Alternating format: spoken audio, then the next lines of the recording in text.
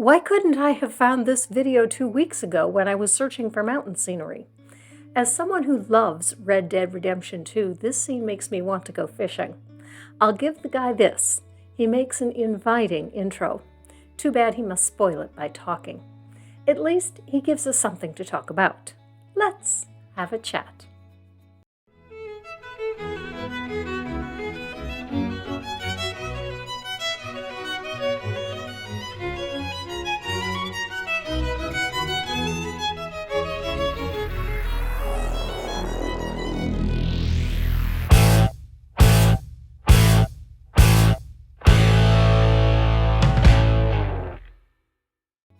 Hello and welcome. Thank you so much for joining me, and especially to my patrons and channel members. Today we're looking at Jesus Saves for Eternity 490. It got my attention when early in the video he names Answers in Genesis as a good resource. His video is called 5 Biblical Reasons to Believe in a 6-Day Literal Creation. Let's check out his reasons. Well, here we are in the beautiful Queenstown, seeing God's amazing creation, these amazing mountains that God created. And I guess the question that comes to mind is, did mountains like these take millions of years to form, as the evolutionists or some of the evolutionists would believe? Or is the biblical account true, that these mountains, this creation, came about 6,000 years ago? Well, the Bible makes no such claim as to the age of the mountains. The young earth creationists claim that they came about 6,000 years ago, but young earthers have only been around since the 1960s. Modern young earthers claim Bishop Ussher gave them the date of the alleged creation event. However, he wasn't taken seriously in his day. There were several competing hypotheses regarding the interpretation of Genesis 1 that had been argued as far back as Irenaeus and St. Augustine. No one interpretation for the age of the earth or the length of time that creation took was an official church position. Interestingly, when I looked up Bishop Ussher, I found this on Wikipedia. Evidently, one of his titles was Primate of All Ireland. Clear evidence of knowledge of human origins 200 years before Darwin.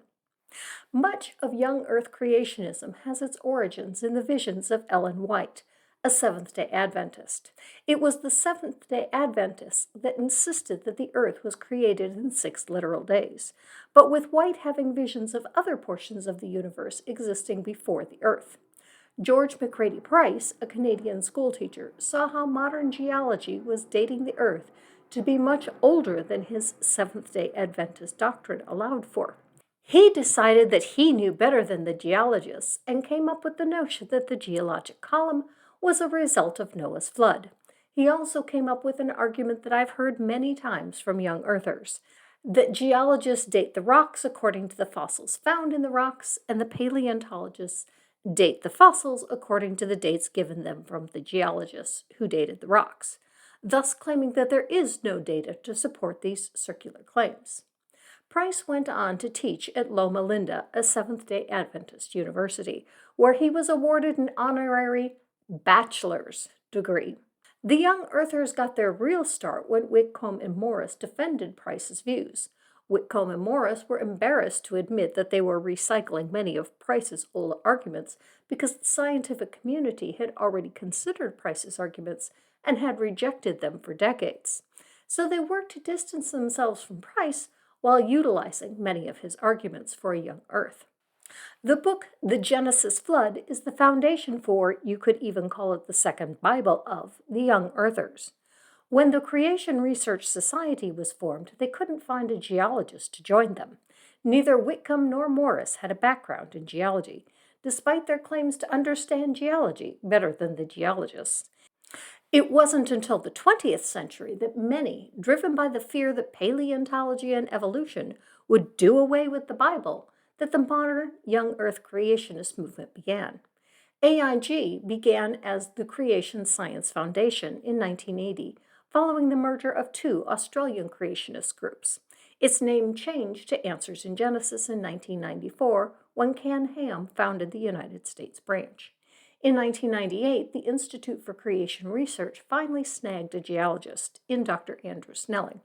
Snelling remains a controversial figure who's been accused of cherry-picking data when half of his own data disproves his young Earth position. All that to say that the overwhelming evidence doesn't support your claim that your beautiful scenery was created 6,000 years ago. And so what I wanted to do today is give you 5 evidences or 5 reasons from the Bible as to why I believe in a young earth creation. And that's your problem right there. You are starting with the assumption the Bible is right. When you start with that assumption, you end up supporting any conclusion you want, as the interpretations of the Bible are so varied. The real question is why you would start with that assumption. But that's a topic for another day. I don't think you can support your conclusions even from this starting point, but we'll let you give it a go. Why I believe the Bible endorses a literal 6-day creation where God rested on the 7th day. To see the scientific evidence behind the 6-day literal creation, there are 2 resources that I recommend. The first one is called creation.com, and the second one is known as Answers in Genesis. And there's your problem. Answers in Genesis bends over backwards to try to keep data hidden that they know contradicts their position, like the rate data I mentioned a bit ago with Snelling. Erica Gutzik-Gibbon has exposed Answers in Genesis' attempt to obfuscate the clear evolutionary development of the modern human skull by eliminating 1/3 of the data points to claim that there is a clear distinction between human and other primate skulls. The most obvious trait that separates the Australopithecines, which the Creation Museum considers fully ape, and the early members of genus Homo, which the Creation Museum considers fully human, is the brain case size. And the way they present it seems to a viewer to be very straightforward. The range of humans includes all of the species of genus Homo from Homo erectus to Homo sapiens, and they have brains that range from 750 cc's to 1700 cc's. And the Australopithecines have an earlier range of 300 to 500 cc. They present the 250 cc gap between Australopithecus africanus and Homo erectus, along with their facial morphology differences, as the gap that makes the difference between humans and apes obvious. The problem is, they have omitted several hominins, including Australopithecus sediba, Homo habilis, Homo rudolfensis, and Homo gautengensis, as well as lumping other hominins in with Homo erectus without citation or argument, including Homo georgicus and Homo ergas. Answers in Genesis has put people in front of rock formations to argue that bent rock must be from a global flood, because if this bending resulted from a natural process, there would be fractures in the rock, while hiding the obvious fractures in the rock by sticking people in the picture to cover them up. If you want reliable information, you need honest source material. So I recommend that you look up these 2 resources to show how science doesn't contradict God or the Bible. You're right, it doesn't. Science has nothing to say about God or the Bible. Scientific studies care not what you believe about God. Some scientists are Christians and have no problem holding to both science and the Bible. What you do have to do, if you want both to be true, is interpret the Bible in such a way that comports with reality. You are not going to get that from Answers in Genesis. Instead, AIG is so sure that their way of seeing the Bible is the only way to see it, that when the data disagrees with them, they attempt to change reality to fit their view of the Bible, instead of the other way around. And that's when the problems arise, and when it seems that science and the Bible don't mix.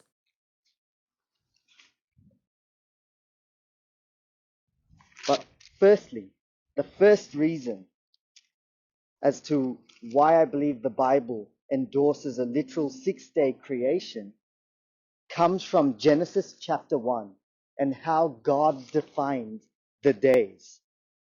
We see, for example, in Genesis chapter 1 and verse 5, that God said, "And there was evening and there was morning the first day." How could there be evening and morning without a sun? The sun doesn't get created until day 4. Evening is defined as the time period from sunset until bedtime. How can one know when sunset is when there is no sun? Morning is when the sun comes up. How can there be morning when there is no sun? Or in Genesis chapter 1 verse 8, there was evening and there was morning the second day. And in verse 13 again, there was evening and there was morning the third day, and so on. Yes, and again with no sun, what did these terms even mean? If morning is the beginning of the period, not when the sun comes up, and evening is the end of the period, not when the sun goes down, then the intervening period could be anything. You see, to say that a day represented millions of years would now also mean that you have to reinterpret the definition of the word evening and morning. And without a sun in the sky, you must do the same thing. So what's your point? And yet, all throughout Scripture, this term, evening and morning, was always used within the context of a literal 24-hour day. With the Lord, a day is like 1,000 years, and 1,000 years is like a day. 2 Peter 3:8. Yep, sure sounds like it means a 24-hour period there, in which case Jesus should have returned already. This verse was written to explain why Jesus hadn't come back yet, when he clearly thought his return would be in the lifetimes of his disciples. When all the disciples were dead and Jesus hadn't returned, someone pretending to Peter wrote this verse to explain it. And now you're stuck with it. Your church fathers decided that this plagiarism is part of the perfect word of your infallible God, and so it is. Your God said it because your church leaders said so. One would think that if any of this mattered to an omnipotent God, the God himself would say all of this, all by himself.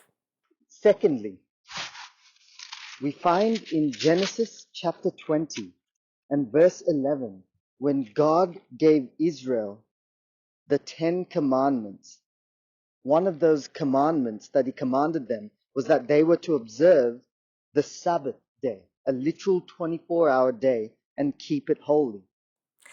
Kudos to you for correcting yourself on the Bible reference. It means you're paying attention during editing, which is more than I can say for some YouTubers. As to keeping the Sabbath, what difference does it make if it's a literal 24-hour day or just a rest period? Jesus did away with it anyway, so it is no more. Fun fact, in the United States, only a handful of states require an employer to give you a meal break during an 8-hour shift. Many, but not all, require a break for underage employees, and some do so for certain types of work. There are no federal standards on work breaks.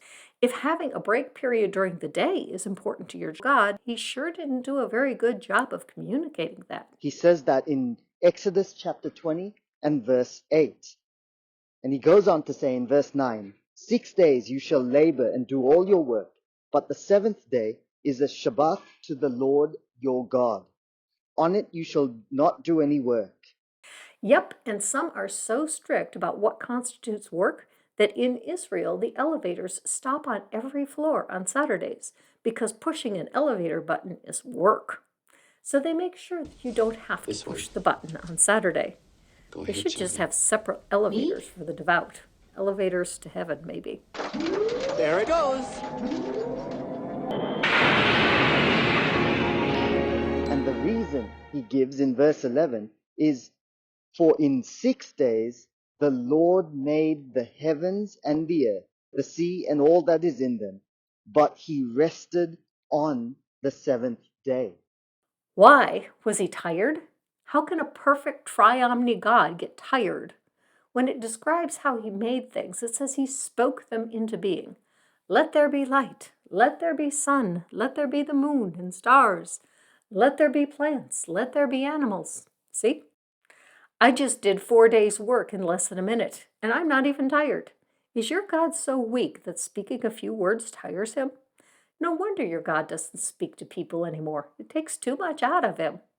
So notice the reason that God told Israel or commanded Israel to have a literal 24-hour Sabbath day of rest was because he himself at creation worked for 6 days, 6 24-hour days, and rested on the seventh. 24-hour day. Is your God an ant?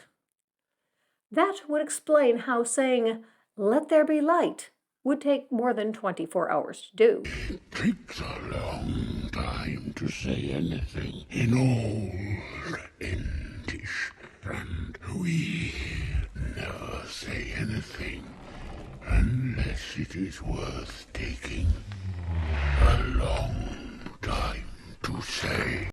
It also gives a whole new perspective on the "look at the trees" argument. The Bible meant it literally. God is a tree. This wouldn't make sense if a day represented millions of years, because that analogy only works when it is like for like. Then why does the non-like comparison make sense as to forgiveness? God says without the shedding of blood there is no remission of sins. That's the rule for gods. Gods can't forgive without blood. But for people, if your brother sins 70 times 7 times against you, you are to forgive him. Not you are to crucify him, not he is to bring you a blood sacrifice, just you are to forgive him. Why doesn't like require like here? We interrupt this video to bring you an important announcement from Answers in Genesis. God is dead. That's right, God the Father is dead. Answers in Genesis tweeted, "As the rightful heir, everything belongs to Christ. Since an heir does not inherit until the testator dies, if everything belongs to Christ, then God the Father must be dead." I'll gather round his coffin now and cry. He had a heart of gold when he was very, very old. About time for the old feller just to die. Poor God is dead, poor Yahweh is dead. He's looking oh so peaceful and serene. He's all laid out to rest with his hands across his chest. No more money sauce for Copeland and Austin.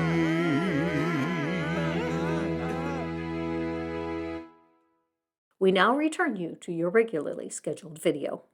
Thirdly, in Mark chapter 10, verses 6 and 7, when Jesus spoke to the Pharisees and the Jews on divorce and marriage, notice his response in Mark chapter 10, verse 6, was that at the beginning of creation, God made them male and female. So at the beginning, God made some non-binary people. The first people were both male and female. What does this have to do with the price of bread in 1920? Seriously, dude, even taking the story your way, what does this have to do with how the world was supposed to have come about in 6 literal days? If creation took millions of years, then this would mean that male and female, Adam and Eve, would not have been created at the start of creation. Okay, and the point is? I mean, your own version of the story doesn't have them being made at the start of creation. It has them coming on day 6, the last day, not the first. Let me explain to you how this works. You are supposed to make a point in support of your view, and I'm supposed to tell you why you are wrong. I'm not supposed to have to tell you what your viewpoint is. If the world was made in 6 literal days, that is the point that you claim that you are defending, then Adam and Eve were not there on day 1. If they were, then God didn't make the world in 6 literal days. He did it all in 1 day. And we can just all go home, as even the Bible doesn't support the 6 literal days claim. So which is it? Were Adam and Eve there on day 1, or was the world made in 6 literal days, and they were not there at the beginning? Because according to Genesis 1, man was created on the 6th day. Oh, so you do know that the story says that man came on the 6th day. So why did you a minute ago say that they were there at the beginning of creation? You have me confused here. If that 6th day represented millions of years, that means that man, male and female, were not created at the beginning of creation. How so? If day 6 lasted for millions of years, or rather a couple 100,000, as Man has only existed for about 200,000 years, depending on what you mean by man. If you mean Homo sapiens, then yeah, about 200,000 years. If you mean the genus Homo, then you get into millions of years. Just how are you defining man? So we see here the fact that Jesus clearly says that male and female were created at the beginning of creation clearly supports the idea that they were created on the sixth literal day, as opposed to millions of years later. Where does Jesus say that Adam and Eve were created on the sixth day? Dude, read the text right in front of you. It says, "Have you not read that he who created them from the beginning made them male and female, and said, for this reason a man shall leave his father and mother and be joined to his wife, and the two shall become one flesh." It doesn't say anything about the sixth day, just from the beginning. The text is saying that as long as there have been people, the people have been male and female. It doesn't say anything about how long ago it was that the people came to be. What's more, we have no reason to think that Jesus even said this. What we know is that some random dude in the first century wrote that Jesus said that. Whether he heard someone say that Jesus said that, or just made it up because it sounded like something that Jesus might have said or that he wanted Jesus to have said, we don't know. Regardless, you don't have Jesus confirming your young earth view there. Fourthly, we find that the idea that creation took billions of years would then suggest that death came in before man's sin. Since you already had an edit here, a reshoot would have been better, or at least put in a card to let us know what you were saying when the wind blew. It's really hard to hear. As to your claim that if animals died before the fall, then the Bible would be wrong about death entering the world through one man, it's already wrong on that account, even by your interpretation. From the young earth perspective, the first sin in the world wasn't Eve eating the fruit. It was the snake lying to Eve. I know the snake told the truth, but from the perspective of the young earther, the snake lied, telling Eve that on the day she ate of the fruit, she would not surely die. Now, if you take that to be literal death, then the snake told the truth, and God lied, as Eve didn't die. But if you take that to mean spiritual death, you claim that at the moment that she ate the fruit, she died spiritually, then the snake lied. Regardless of which view you go with, either God or the snake lied before Eve ate the fruit. Lying is a sin, so either the snake or God lying was the first sin. Sin didn't enter the world through one man, Adam. It entered the world either through God or the snake.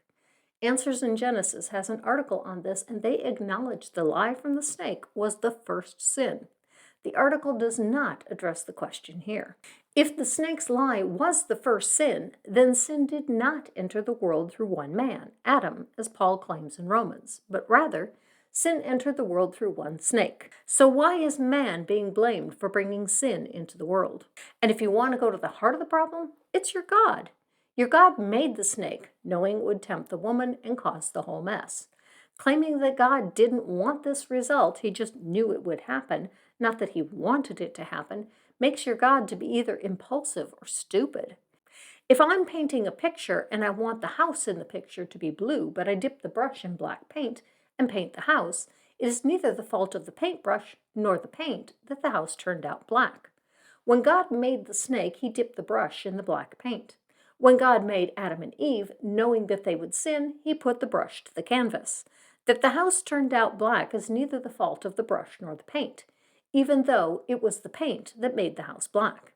If God didn't want sin, he could have 1. Not made the snake, 2. Not made the fruit, 3. Not allowed the snake into the garden, 4. Sent an angel to guard the tree with the bad fruit or guard the entrance to the garden, or 5. Make an Adam and Eve that he knows will turn down the snake. This is just 5 possibilities of what God could have done if he didn't want sin in his perfect world.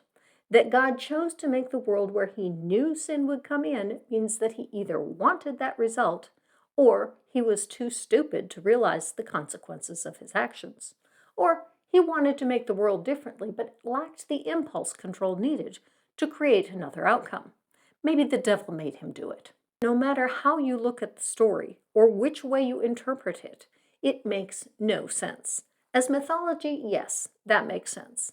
It's similar to other creation myths of the period, but as literal history, not a chance. You see, if the supposed fossil accounts are true, Dude, there are literally millions of fossils that tell us the story of the past. The fossil record is real. this would then suggest that death came in long before Adam and Eve were created. You see, based on the biblical genealogy, when we trace back to Adam and Eve in the Bible, it tends to support the idea that man is only around 6,000 years old. Yes, it does. But if you believe the genealogy of the Bible literally, then Joseph, Jesus' father, had two dads. The genealogies in Matthew and Luke do not line up. Apologists say that one is Mary's line and the other is Joseph's, but even this doesn't fix all of the problems. And so if these fossil records are true, that many of these animals died millions of years ago, that would then suggest that death came in long before Adam and Eve sinned. But this would clearly contradict Romans chapter 5 and verse 12. Therefore, just as sin entered the world through one man, and death through sin, and in this way, death came to all men because all sinned. Yep, and that's clearly wrong, as sin didn't enter the world through one man.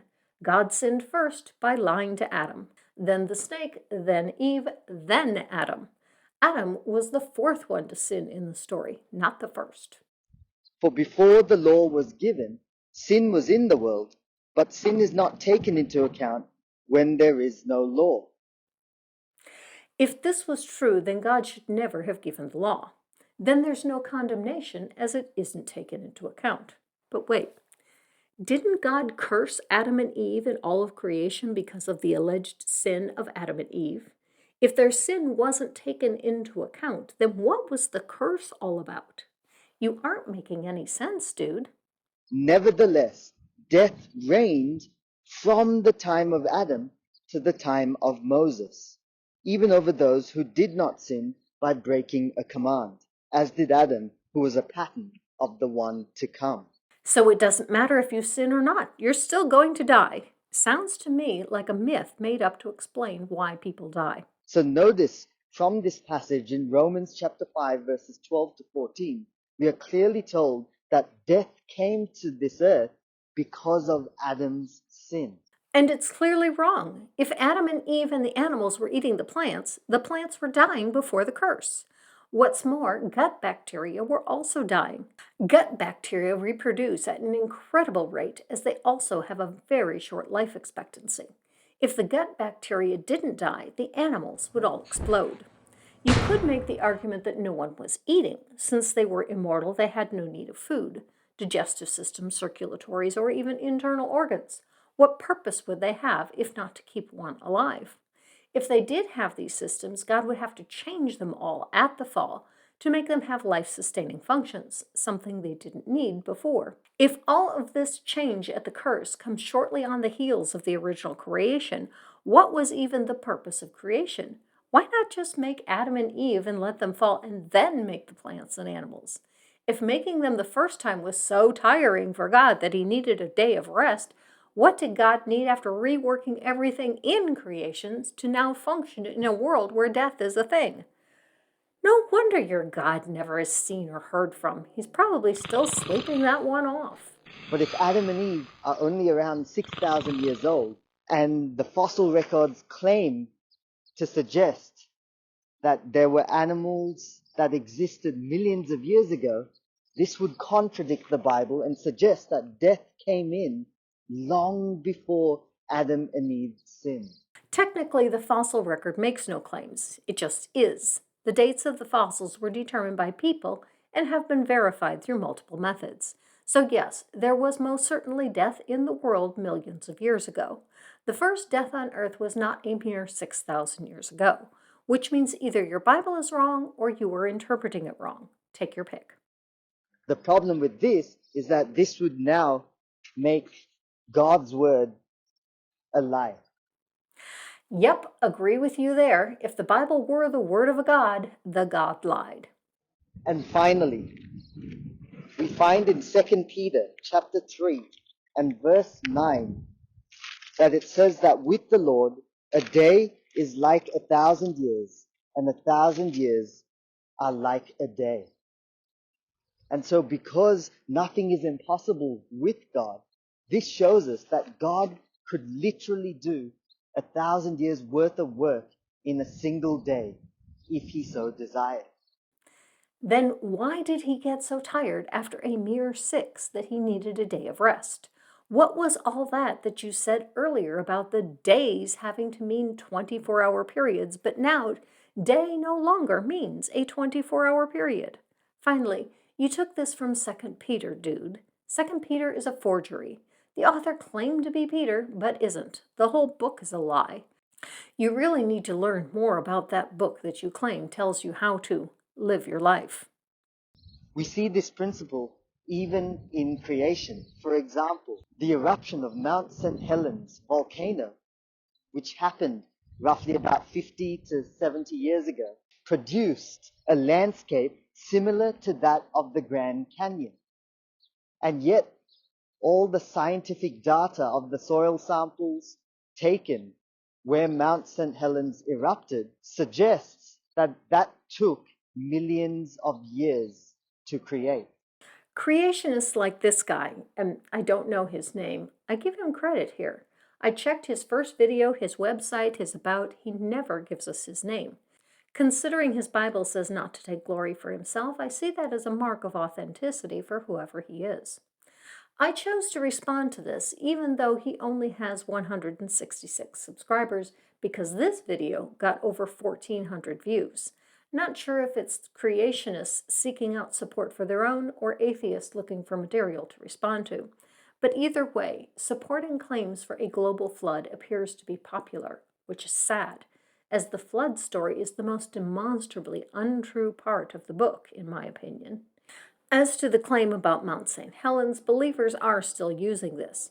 The volcanic eruption occurred in 1980, but the impurities in the lava existed long before the eruption.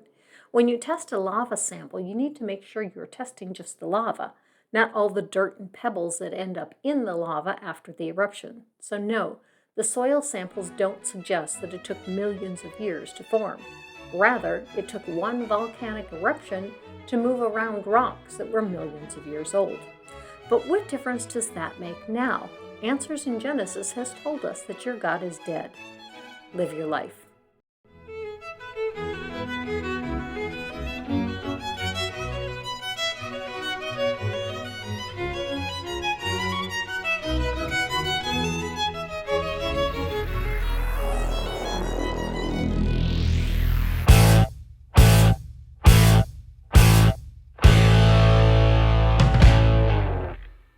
This week, a fresh, hot Granny chocolate chip cookie goes to Data Jack.